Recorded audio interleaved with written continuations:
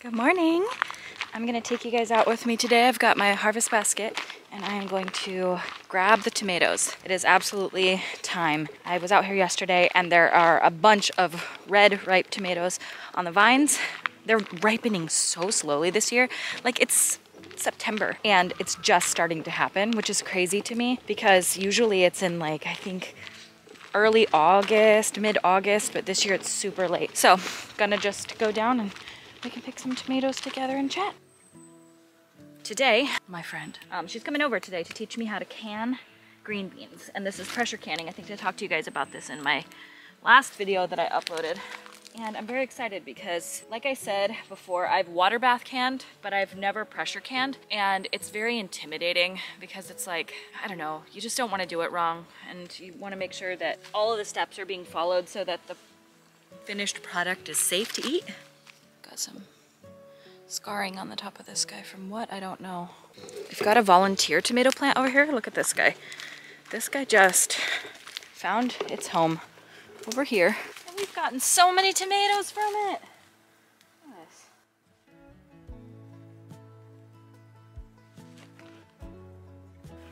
So, I'm no expert on any of this, but in case you were ever wondering, once a tomato starts blushing, this would be considered blushing, when it's starting to turn but it's not fully, you can pick them at that point. They have enough of the, whatever it is,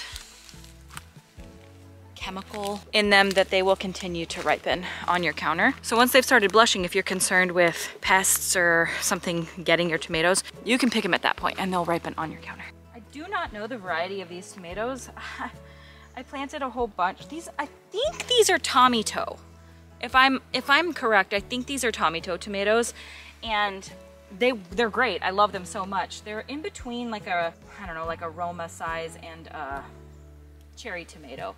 Wouldn't call these a full-blown cherry tomato, but maybe they are. We also have, I think these are ripe. I'm not 100% sure, but I believe these are, I'm gonna pick this. I think it is. I think this is a pink variety. Like I think this is the color that it keeps. I'm not 100% sure. They're an heirloom tomato, so they're all kind of crazy looking. But I think these don't turn red. I think they stay this pink color. So I'm gonna harvest these ones as well. The reason I don't know the varieties on these is because I had everything labeled literally perfectly, you guys. It was so perfect. And the mice, I said, ate all of my seedlings. And when I came in the next day, all of everything was like jumbled. And then my toddler came out and started moving all my stakes around, so I don't know what anything is. We're getting there.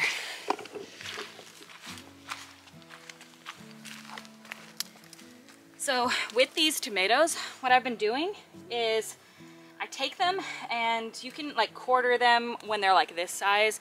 You can chop them up into small pieces. You can leave ones like this size whole, and you just chop them up, chop up some onions and a whole bunch of garlic, fresh herbs. So if you have like thyme, oregano, savory, basil, any of those herbs, you can use dried herbs as well, which we use both, honestly. Dude, it is so amazing. You put those in like a casserole dish or a pan of some kind. You can use those clear like cake pans, or you can use like a Pyrex dish, and you just coat them in olive oil, really mix it all up, put it in the oven on 400, leave it for like an hour, hour and a half, let it get super caramelized, and you make like roasted caramelized tomatoes, onions, garlic, and you can spread that on a piece of like crostini or a piece of bread. You can put it in the blender, you can get an immersion blender, you can throw it on pasta. It is literally so good. My dad hates tomatoes. Like, he is not a tomato fan at all, and my entire life, I'm 35, he has never eaten a blatant tomato in front of me, and he ate like half of the pan, and that tells you right there. And he was like singing its praises and couldn't believe how good it was. So if that tells you, it really should, because he is not a tomato eater. I want to learn how to can that same thing, the same recipe I just told you. I want to learn how to can. I did not come up with it. It's not mine. It's Zach, actually. Zach just started making that, and he roasted these tomatoes one year, and I just couldn't believe it. It was one of my favorite things I ever have eaten, and I'm not overhyping it. It's that good. And so now it's become like a staple, and that's what we use most of these for. Got a couple more over here that I missed. These are all volunteer. All of these tomato plants that you see here, every single one is a volunteer. If you don't know what volunteer means, because you know, we're all new at some point, we don't know everything. Volunteer is that I didn't plant these. These actually just planted themselves from tomatoes that fell from the ground last year. They're not, you know, intentionally planted, but they make beautiful fruit. We leave them and let them go. Sometimes you can pull up your volunteers, but honestly, why? It's like such an awesome thing to have food growing everywhere. And so we left most of them and we're getting a ton of harvest off of them.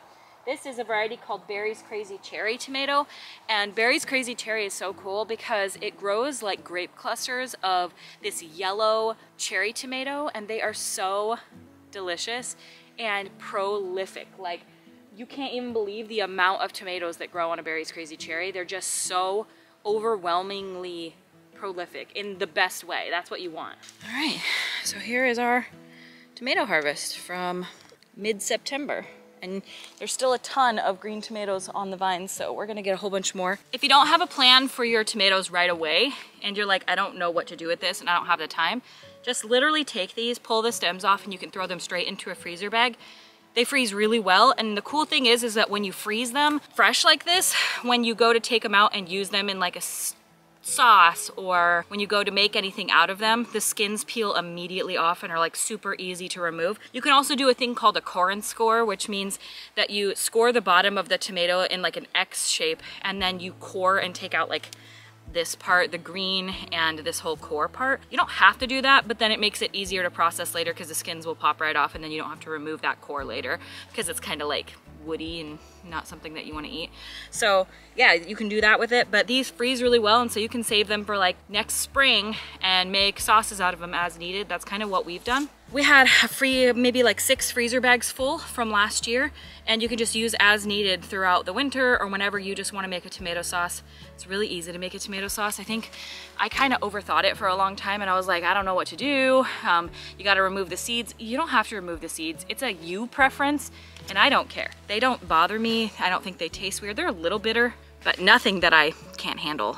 So I don't remove the seeds. It's not a problem for me, but you can just take them and roast it like I said before, how I mentioned with like garlic, onions, herbs, and you can take that, throw it in the blender, and it tastes amazing. Just add seasonings and spices and stuff like that as you want. We also, like if you have extra onions or onion greens, you can take your onions that you grew in the garden and you can dehydrate them and then grind them up into an onion powder. We freeze dried ours and made onion powder out of it, and it's been great. We've used it so much, and it's, ooh, I missed a tomato. You almost got away. It's been really fun to cook with the food that we grow here, and we had a really weird growing year this year. It's so interesting. This side of the garden, we have drip irrigation that we put in earlier this year, and this side of the garden is flourishing. This side, pathetic. I think it's because our yard is kind of sloped like this. So instead of it being perfectly flat, it is kind of like this. And it is, I think the water is, when it's like drip irrigating on the right side, it's all kind of running off to this side. This side is like insanely amazing, growing like crazy.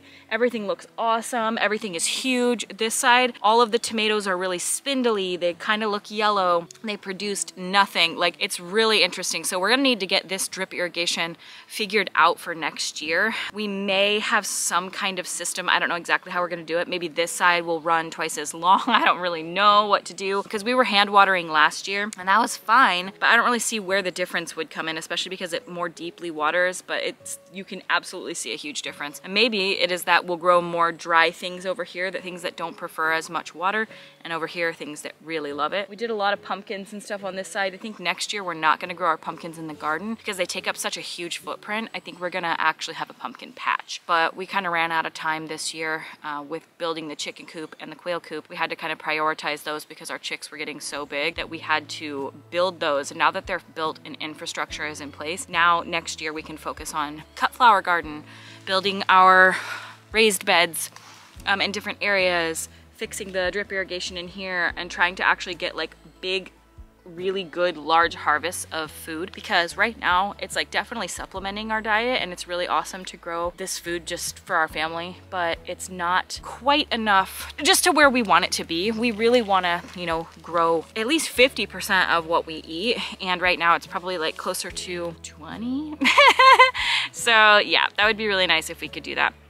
We also thought about growing wheat and harvesting our own wheat to make our own flour. I don't know, that might just be kind of silly, because I think the amount of a wheat field that you would need is way too big for what we would be able to use it for. Like, I think that our ground space would be better spent using other things, especially because a bag of flour, like organic flour, is like 10 bucks, you know. It's not about the money, it's about knowing where your food came from and having it be healthy and nourishing for your family, and about being self-sustaining. That's kind of our goal. So yeah. All right, well, thank you guys for harvesting tomatoes with me. It's been really fun to do. I enjoy doing this, and I'm excited to bring you guys along on more little adventures like this instead of big productions. It's kind of fun to just make a little video here and there and chat with you guys more frequently. So I'm gonna go can green beans now and learn how to do that, and I will see you guys at my next video. Bye. This makes sense to do so. Oh, I see what you mean. You can hear it. Yeah, applesauce and green beans, and then there was some, I canned some roasted jalapenos, but they were not homegrown, they were store-bought, and also some garlic. So you'll can things even that you bought from the store? Oh yeah. If it seems like it's going to go bad or something, or what do you, oh. Yes, okay, see how that stream is like straight? Solid, yeah, straight. I'm going to start the 10 minutes now. Okay.